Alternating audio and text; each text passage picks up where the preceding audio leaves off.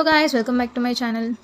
ఈరోజు నేను నువ్వు లేక నేను లేను ప్రోమో చెప్పబోతున్నాను. ఈ ప్రోమో మొత్తం ప్రేమ, పెళ్లి బంధం, ఇంకా భర్త పెంపుడు తల్లి మధ్యలో వచ్చే ఒక దారుణమైన సంకటం చుట్టూ డ్రామా నడుస్తూ ఉంటుంది. ప్రోమో స్టార్టింగ్లోనే ఇంట్లో ఉండే ఒక ముఖ్యమైన పెద్దమ్మ, హీరో తల్లి ఆర్ అత్తమ్మ, హీరోయిన్ దగ్గరికి వచ్చి చాలా కఠినంగా మాట్లాడుతుంది. హీరోయిన్ గుండెలో గుబులు పుట్టేలా తన చేతిలో ఉన్న మంగళసూత్రం, నల్ల పూసలుని పూర్తిగా తీసేయమని ఆర్డర్ వేస్తుంది.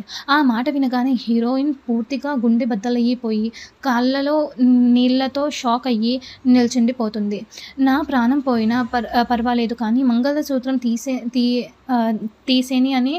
తీయను అనేసి చాలా గట్టిగా ఏడుస్తూ బ్రతిమాలుతూ ఉంటుంది.